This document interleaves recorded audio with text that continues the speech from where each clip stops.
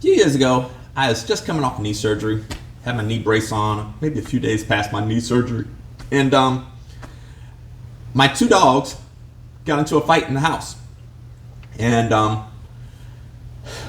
I couldn't get them separated. The dog trainer had given me some citronella spray. I tried spraying it on them. All it did was make the floor slippery, and I slipped and fell on the floor with my knee brace, and my dogs are still fighting. It's like, oh. So I get up, and it's getting more and more serious, and finally the pit bull locks his teeth into the neck of my other dog, which was a Spuds MacKenzie bull terrier. And so if you ever watched the old Bud Light commercial back in the early 90s, you had Spuds MacKenzie. Cool dog. Dogs are wonderful. But they do fight. And finally, he locked his teeth into Spuds MacKenzie. And now, there's a significant amount of blood. And it's just a bad situation. And it's like, what do I do? How do I save my dog without, killing my other dog? And so there's a lot of different methods that people try, but one method is depriving them of oxygen and blood supply to the brain. So I used a rear naked choke on the pit bull, and he started to go to sleep. He released Spuds MacKenzie. Spuds scurried off, and then the pit bull looked up at me like, what just happened? And that was it. So I used Brazilian Jiu Jitsu to save Spuds MacKenzie, and that's my story on that. So I'm al-Aziz, the owner and head instructor of Semper Fortis Jiu Jitsu here in San Antonio, Texas, and a lot of people have heard this story over the years. They're like, wow, like, why did that work? And the reason it works is basically all creatures, whether you're human or a dog, we're similar in the fact that we need air. And if you deprive a creature of air, well, eventually they're gonna have to let go, because they need air. So in this case, the reason the pit bull let go was I was depriving the pit bull of both air and blood supply to the brain with the rear naked choke, which is what you're essentially doing when you do a Brazilian Jiu Jitsu rear naked choke. And it absolutely will work. Over the years, I turned 55 this year. I've had dogs my whole life, ever since I was a little boy, and we've always had multiple dogs. And unfortunately, every once in a while, dogs get into fights. And there's a lot of ideas on how to stop a dog fight. And most of the ideas are from well-intentioned people who just don't know what they're talking about.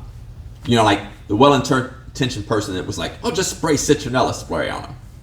And this person was a dog trainer, but dog trainers sometimes have questionable qualifications. Citronella spray may work if your poodle and your chihuahua are going at it, or your Labrador, but for dogs that are fighting dogs, security dogs like German Shepherds, Doberman Pinschers, Cane Corsos, Presa Canarios, Pit Bulls, you spray them with citronella spray, and it's like, good luck, bro. You just wasted a can of citronella spray, and then you end up looking like me, falling on your floor, because the only thing it did was make my floor slick. Did nothing to deter the dogs. And I've heard other crazy notions like, stick your finger in their rear end or grab their genitals. And I'm like, especially if the dog is not yours, like if this dog is attacking your dog and you do something like that, there's a good chance that dog is going to turn on you, and you're the one that's going to be getting bit. And I would highly not recommend that.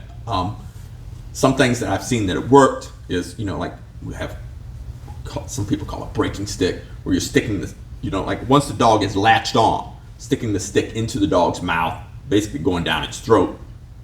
That will make the dog let go. Also, you could, like deprive him of oxygen, whether it's a rear naked choke, which I did using Brazilian Jiu Jitsu, or if they have a leash, wrapping that leash around their neck and depriving them. So, but don't confuse that with like pulling on the leash, like if they have a collar, because if the teeth are sunk into the other dog, you pulling is just ripping more of the flesh. So you can also, I've seen people, as the dogs are fighting, and what we're talking about is once that one dog has sunk his teeth into the other, especially around the neck region or any other region, and you're trying to get them to let go, like hitting them with a stick, chair, pan, whatever. That's all you're doing is you're injuring the dog, and that will not make them let go. So I've also seen just taking a water hose and sticking it down, the dog's mouth and throat and just running water, and of course, like they're basically gagging, sort of drowning, and that will make them let go too. But I mistakenly one time had a cattle prod, and I was holding the dog, trying to keep the dog from what do you call it? His teeth were sunk. They were starting to shake, to get a tear, and I'm holding the dog to try to prevent this. And then my wife's like, "Should I hit it with the cattle prod?" I'm like, "Hit the dog with the cattle prod." And the cattle prod, the electric volts made the dog let go. But the problem is there was a dummy, me, holding on to this dog, and the cattle prod was hitting me too. Like the electricity was going through the dog into me.